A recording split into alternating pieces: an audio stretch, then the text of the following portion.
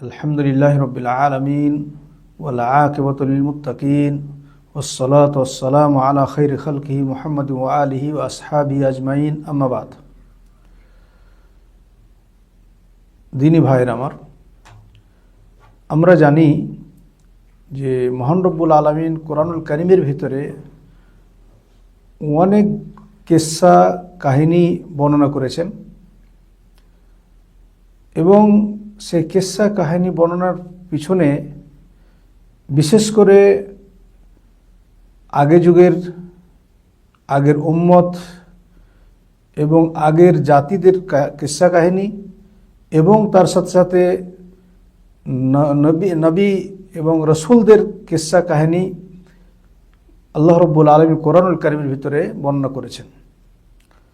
বিশেষ করে আম্বিয়া এবং রসুলদের যে কিসসা কাহিনী, তার ভিতরে আমাদের জন্য বেশ কিছু শিক্ষণীয় বিষয় রয়েছে এবং আগের উম্মতদের যে সমস্ত কাহিনী আল্লাহ রাব্বুল আলামিন বর্ণনা করেছেন সেগুলো এই জন্যই বর্ণনা করা হয়েছে যাতে করে আমরা সেই সমস্ত কাহিনী, সেই সমস্ত কিসসা এবং তাদের ঘটনাবলী জেনে শুনে আমরা বেশ কিছু সতর্ক হতে পারি এবং আমরা নিজেদেরকে তৈরি করতে পারি এবং আমরা তার থেকে শিক্ষা গ্রহণ করতে পারি। আমরা আম্বিয়া ইকরামদের যে কিসসা কাহিনী, তার থেকে আমরা বিশেষভাবে দাওয়াত ইলা রব্বিল আলামিন, মহান রব্বুল আলামিনের দিকে দাওয়াতের যে সঠিক পদ্ধতি সেগুলো আমরা গ্রহণ করতে পারি, সেগুলো আমরা শিক্ষা নিতে পারি। তো আজকে আমরা যে আলোচনা করব সেটি হলো হযরত ইব্রাহিম আলাইহিস সালাম, যাকে বলা হয় আবুল আম্বিয়া। তিনি খলিলুর রহমান, তিনি ছিলেন বাইতুল্লাহর বাণী, তিনি ছিলেন হজের প্রথম এলানকারী, তিনি সাবির আলাল ইমতিহানাত, তিনি ধৈর্য ধারণকারী, ধৈর্যশীল এবং তাকে আল্লাহ রাব্বুল আলামিন যতগুলো পরীক্ষা করেছেন প্রত্যেকটি পরীক্ষাতে তিনি 100 মার্ক অর্থাৎ 100% 100তে 100ই তিনি উত্তীর্ণ হয়েছেন, পাস করেছেন। তিনি আল্লাহ রাব্বুল আলামিনের আদেশকে শিরোধার্য মেনে নিতেন, সাথে সাথে তিনি আল্লাহ রাব্বুল আলামিনের আদেশের কাছে নিজেকে সুপুর্দ করতেন। তিনি ছিলেন আবু যাইফান, তিনি যাইফ মেহমানদারি সব থেকে একজন বেমিসাল ছিলেন। তিনি হলেন হযরত ইব্রাহিম আলাইহিস সালাম। যখন কওমে সামুদ কওম যখন ধ্বংস করে দেওয়া হয়, যখন তারা ঈমান থেকে দূরে সরে যাওয়ার জন্য, তাদের নবী থেকে দূরে সরে যাওয়ার জন্য, নবীকে না মানার কারণে, কুফরি করার কারণে আদ এবং সামুদ কওমকে ধ্বংস করে দেওয়া হয়, তারপরে ঈমান কিছুদিনের জন্য ফিরে এসেছিল, কিন্তু পরে আবার কুফরি খুব তাড়াতাড়ি এই জাজিরার ভিতরে আবার ফিরে আসে। সেই সময় আল্লাহ রাব্বুল আলামিন তার নবী হযরত ইব্রাহিম আলাইহিস সালামকে, যাকে উলুল আজম মিনার রাসূল বলা হয়েছে, তাকে পাঠালেন দুনিয়ার বুকে। তিনি ছিলেন ইব্রাহিম বিন তারিখ, তার পিতার নাম ছিল তারিখ, যার লাকাব ছিল আজার। এই আজার এবং ইব্রাহিম সাল্লামের পিতা এবং তার যে বংশধর বা তাদের যে সেই সময়ের যে জাতি ছিল, কম ছিল, তারা ছিল সব অগ্নি পূজক, তারা ছিল মূর্তি পূজক, মূর্তির পূজা করত। এবং এমনকি হযরত ইব্রাহিম আলাইহিস সালামের পিতা আজার সে নিজেও মূর্তি তৈরি করত এবং সে মূর্তি তৈরি করে নিজেও পূজা করত এবং বিক্রি পর্যন্ত করত। ছোট অবস্থাতে ইব্রাহিম আলাইহিস সালামকেও মূর্তি বিক্রি করার জন্য তাকে মার্কেটে পাঠাতো। তো আজার ছিল সাম বিন নূহ বংশধরের ভিতরে। আল্লাহ রাব্বুল আলামিন হযরত ইব্রাহিম আলাইহিস সালামের সেই থেকে নিয়ে শেষ পর্যন্ত প্রায় 73 জায়গাতে কোরআনুল কারীমের ভিতরে, 25টি সূরার ভিতরে 73 জায়গাতে কোরআনুল কারীমের ভিতরে তার ঘটনা এবং তার কিসসা বর্ণনা করেছেন। হযরত ইব্রাহিম আলাইহিস সালাম যখন দুনিয়াতে এলেন, আসার পরে মোটামুটি একটু বড় হলেন, এখনো পরিপূর্ণ যুবক হন নাই, দেখছেন যে তার পিতা গুমরাহ পথভ্রষ্ট। তিনি বাবেল শহর, শেমালুল ইরাক অর্থাৎ ইরাকের উত্তর সাইডে একটি শহর, যে শহরটির নাম হলো বাবেল। এই বাবেল শহরে, যে শহরটি অত্যন্ত মানে খুব নামি দামি এবং খুব ভালো শহর ছিল, সেই শহরে তার জন্ম হয়। এবং সেই শহর, বাবেল শহরের লোকরা তারা মূর্তি পূজক ছিল, মূর্তির ইবাদত করত। তার পিতাও মূর্তির ইবাদত করত এবং মূর্তি নিজে বানাতো। আল্লাহ রাব্বুল আলামিন তার এই কওমের কথা, ইব্রাহিম সালামের কওমের কথা কোরআনুল কারীমের ভিতরে বর্ণনা করেছেন। মহান রব্বুল আলামিন বলেন, ওয়াতলু আলাইহিম নাবা ইব্রাহিম, তাদের কাছে ইব্রাহিম সালামের ঘটনাগুলো তুলে ধরো। ইদ ক্বালা লিআবিহি ওয়া কওমিহি মা তা'বুদুন, ইব্রাহিম সাল্লাম তার পিতা এবং তার কওমকে বলল, তোমরা কিসের ইবাদত করো? ক্বালু না'বুদু আসনামান, তারা বলল আমরা তো মূর্তি পূজা করি এবং তার জন্যই আমরা নিজেদেরকে উৎসর্গ করি। হযরত ইব্রাহিম আলাইহিস সালাম তাদেরকে বললেন, হাল ইয়াসমাউনাকুম ইয তাদউন, তোমরা যখন এই মূর্তির কাছে দোয়া করো, মূর্তিকে ডাকো, তখন কি তারা শুনতে পায়? আও ইয়ানফাউনাকুম আও ইয়াদুররুন, তারা কি তোমার কোনো লাভ ক্ষতি করতে পারে? তারা একটা উত্তর দিয়েছিল যে, ইব্রাহিম বাল ওয়াজাদনা আবাআনা কাযালিকা ইয়াফআলুন, আরে আমরা ওসব কিছু বুঝি না, তবে আমার পিতামাতাদেরকে দেখেছি, বাপ দাদাদেরকে দেখেছি এই সমস্ত এইভাবে তাদের ইবাদত করতে, আমরাও তাদের ইবাদত করছি। আজকেও বর্তমান যুগে অনেক মানুষ, এই ঘটনা থেকে আমাদের, এই করোনা আয়াত থেকে আমাদের শিক্ষণীয় বিষয় হচ্ছে, বর্তমান যুগেও আমাদের সমাজে অনেক মানুষ আছে যারা শিরিক বেদাতে লিপ্ত হয়ে থাকে, যারা কুফরিতে লিপ্ত হয়ে থাকে। তাদেরকে যখন কোনো ওলামায়ে ইকরাম, ওলামায়ে দ্বীন, ওলামায়ে তাওহীদ যখন বলেন যে এটা ঠিক নয়, শিরিক বেদাত চলবে না, তারা বলে যে আমাদের বাপদাদারা কি ভুল করে গেছে? আমাদের বাপদাদারা কি তাহলে জাহান্নামী হবে? আমাদের বাপদাদারা কি তাহলে কি অন্যায় করে গেছে? তারাও তো এগুলোই করেছে, সেটাই আমরা করছি, একদম সেম তাদের মতোই। যাই হোক, এরা এই মূর্তি পূজা, তারা অন্ধবিশ্বাসের কারণে তারা এই মূর্তি পূজা করত এবং তারা মূর্তি তৈরি করে মূর্তির কাছে তারা নিজেদেরকে সুপ্রদ করত, নিজেরা ঝুঁকত। হযরত ইব্রাহিম আলাইহিস সালাম আল্লাহর তরফ থেকে যখন এলেন, তিনি নবী হয়ে তিনি ওই ছোট্ট অবস্থাতে দাওয়াত দিতে শুরু করলেন। সর্বপ্রথম তিনি তার পিতা থেকে শুরু করলেন, তার পিতা আজারকে দাওয়াত দিলেন। সেটাও আল্লাহ তাআলা কোরআনে বলছেন, ওয়াযকুর ফিল কিতাবি ইব্রাহিম ইন্নাহু কানা সিদ্দীকান নাবিয়্যা ইয ক্বালা লিআবিহি ইয়া আবাতি লিমা তা'বুদু মা লা ইয়াসমাউ ওয়া লা ইবসিরু ওয়া লা ইউগনি আনকা শাইয়্যা। ইব্রাহিম সাল্লাম বললেন, হে আমার পিতা, লিমা তা'বুদু, কেন আপনি ইবাদত করেন ওই জিনিসের যে নিজে শুনতে পায় না, যে দেখতে পায় না, যে আপনার কোনো লাভ ক্ষতি করতে পারে না। ইয়া আবাতি ইন্নী কাদ জাআনি মিনাল ইলম, বলেন হে আমার পিতা, আমার কাছে মহান রব্বুল আলামিনের কাছ থেকে এই শিক্ষা জ্ঞান এসেছে, মালাম ইয়াতিকা, যা তোমাদের কাছে জ্ঞান আসে নাই। ফাত্তাবিনি আহদিকা সিরাতান সাওয়্যা, হে আমার পিতা, আমার কথা মতো চলো, তোমরা সঠিক পথ পাবে, সত্য পথে তোমাদের সঠিক পথ আমি দেখাবো, বা সঠিক পথের রাস্তা তোমাদের বলে দেবো। ইয়া আবাতি লা তা'বুদিশ শাইতান, হে আমার পিতা, এই শয়তানের ইবাদত করবেন না, কারণ শয়তান আল্লাহ রাব্বুল আলামিনের নাফরমান। এইভাবে তিনি তার পিতাকে নসিহত করলেন। ইয়া আবাতি ইন্নী আখাফু ইয়ামাসসাকা আযাবুম মিনার রহমান, হে আমার পিতা, আমি ভয় করছি যে মহান রব্বুল আলামিনের পক্ষ থেকে আপনার উপরে অত্যন্ত বড় শাস্তি, কঠিন শাস্তি আসবে, কারণ ফাতাকুনা লিশ-শাইতান ওয়ালিয়া, আর আপনি শয়তানের বন্ধু হয়ে যাবেন। তার পিতা উত্তর দিয়েছিল, ক্বালা আরাগিবুন আনতা আন আলিহাতি ইয়া ইব্রাহিম লাইন লাম তানতাহি লাআরজুমান্নাকা ওয়াহজুরনি মালিয়া। ইব্রাহিম আলাইহিস সালামের পিতা আজার তাকে ধমক দিয়েছিল, তাকে অত্যন্ত শাস্তি দেওয়ার কথা বলেছিল এবং বলেছিল যে আমাকে কি আমার এই মূর্তি থেকে আমাকে দূরে রাখতে চাও? লাইন লাম তানতাহি, তোমার যদি এই কর্ম থেকে তুমি দূরে না সরো, আমাকে যদি নসিহত করা থেকে যদি দূরে না সরো, তো লাআরজুমান্নাকা, তোমাকে পাথর মেরে রজম করে দেবো, শেষ করে দেবো, মেরে ফেলবো। আর ওয়াহজুরনি মালিয়া, এখনই তুমি আমার ঘর বাড়ি ছেড়ে চলে যাও। তাকে ঘর বাড়ি ছেড়ে দিতে হয়েছিল।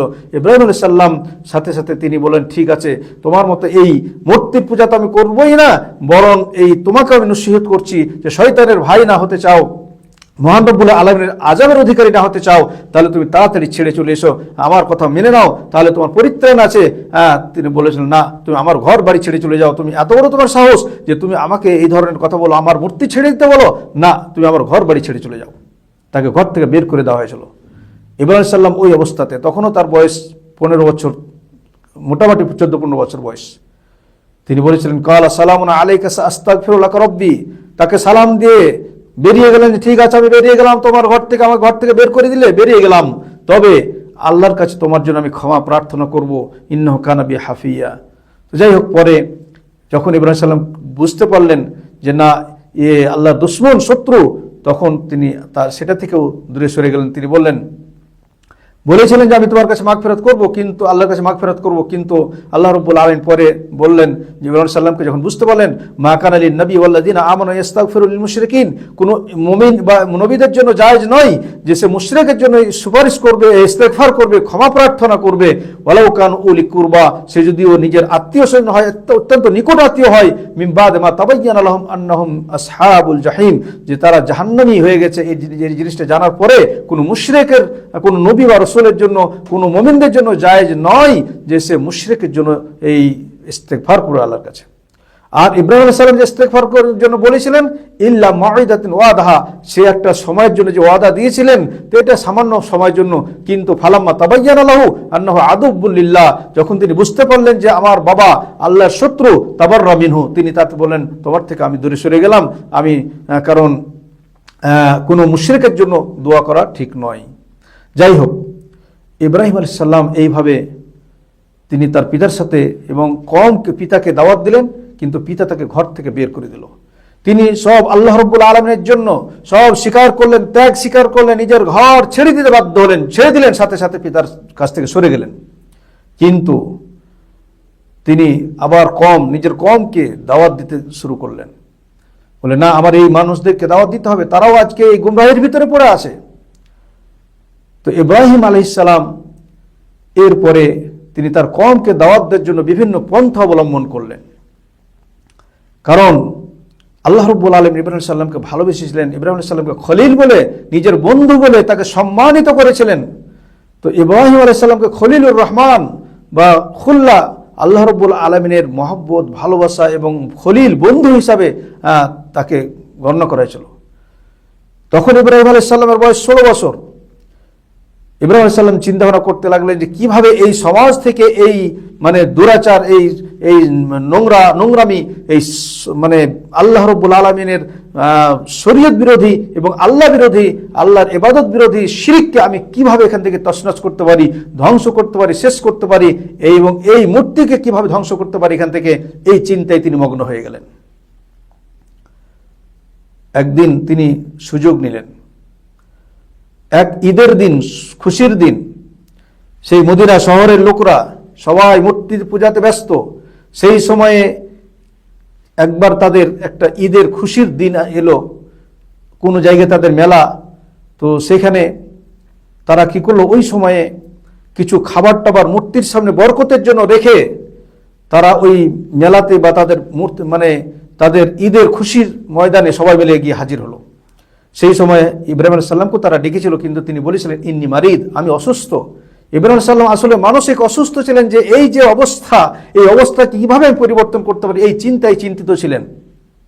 তিনি ফানাজারা নাজরাতান ফিন নুজুম, তিনি তারার দিকে দেখলেন এবং বললেন ফাকালা ইন্নী সাকিম, ফাকালু আনহু মুদবিরিন, ফাতাওয়াল্লাউ আনহু মুদবিরিন, তারা সবাই তাকে ছেড়ে দিয়ে চলে গেল। ইব্রাহিম আলাইহিস সালাম এই সুযোগ পেলেন, তিনি গেলেন ফারাগা ইলা আলিহাতিহিম ফাকালা আলা তাকুলুন, তিনি গেলেন তাদের মূর্তির কাছে এবং মূর্তিদেরকে গিয়ে বললো যে সামনে যে খাবার রেখে গেছিল তারা বরকতের জন্য, সেই খাবারগুলো তার মূর্তির সামনে ধরে বলে তোমরা খাচ্ছ না কেন, খাও, মা লাকুম লা তানতিকুন, কি ব্যাপার তোমরা কথা বলতে পারো না কেন, কেন কথা বলছো না, তোমাদের কি কোনো ক্ষমতা নাই? ফারাগা আলাইহিম দারবাম বিল ইয়ামিন, ইব্রাহিম আলাইহিস সালাম তাদেরকে মার দিলেন, মেরে সমস্ত টুকরো টুকরো, সমস্ত মূর্তিগুলোকে টুকরো টুকরো করে ভেঙে চুরে শেষ করে দিলেন। এবং ইব্রাহিম আলাইহিস সালাম তাদের যে বড় মূর্তি ছিল, সেই বড় মূর্তির উপরে তার যে ভাঙার যন্ত্রটা অর্থাৎ কুড়ুলিটা তার ওই মূর্তির গলায় বা মূর্তির ঘাড়ে লটকে দিল। এইবারে যখন লোকরা বাড়িতে ফিরে এলো, দেখছে সমস্ত মূর্তি ভেঙে চুরে শেষ হয়ে আছে। সবাই বলল যে কে করতে পারে এই কাজ? তো অনেকের ধারণা যে তো ইব্রাহিমের কাজ হবে, কারণ ইব্রাহিমই তো আমাদের এই বিরুদ্ধে এই সমস্ত কাজ করে বলে থাকে। তো যাই হোক, মাহকামা বসে গেল, তাকে কোর্টে ডাকা হলো। ইব্রাহিম আলাইহিস সালাম কিন্তু আল্লাহর পক্ষ থেকে এটাই চাইছিলেন যে এই কোটের ভিতরে গিয়ে সমস্ত মানুষের সামনে তাদের কাছে এই সত্যটা আমি প্রকাশ করব যে তোমরা যে জিনিসের ইবাদত করো তাদের কি ক্ষমতা আছে। যখন তাকে ইব্রাহিম আলাইহিস সালামকে নিয়ে আসা হলো, বলা হলো যে না, ইব্রাহিমই হতে পারে এই কাজ করেছে, অতএব ফাতুবিহি আলা আয়ুনিন নাস লাআল্লাহুম ইয়াশহাদুন, নিয়ে এসো, মানুষের সচক্ষে সম্মুখে নিয়ে এসো, যাতে করে তার শাস্তি সমস্ত মানুষরা ভোগ করতে পারে, দেখতে পারে, সমস্ত মানুষরা দেখতে পারে এবং শিক্ষা নিতে পারে যে আমাদের মূর্তিকে নষ্ট করে দেওয়ার শাস্তি কি হতে পারে। মাহকামা শুরু হয়ে গেল, বিচার শুরু হয়ে গেল। তো সেই সময় ইব্রাহিম আলাইহিস সালাম তাদেরকে সমস্ত মানুষের সামনে প্রশ্ন করলেন। আচ্ছা, এই সুযোগে তিনি ছিলেন যে আমি তাদের আসল হাকিকাত আজকে আমি প্রকাশ করে দেব। ফাবাদা কুল্লু ওয়াহদিন ইউখাতাব নাফসাহু মুনকারান ইতিকাদাহু। ইব্রাহিম আলাইহিস সালাম মাহকামাতে এসে বললেন, আচ্ছা বলুন তো যে এইটা কে করেছে? এটা তো তাদের বড়টাই করেছে, তাদের যে বড় সে করেছে, তুমি জিজ্ঞেস করো। সে যে করে নাই বা সে করেছে কি না সে তো ছিল, সে তো দেখেছে, বলছে তোমাদের মাবুদ যে দেখতে পারে, যে তোমাদের লাভ ক্ষতি করতে পারে, তোমাদেরকে বাঁচাতে পারে, তো সেই মাবুদকে তোমরা জিজ্ঞাসা করো।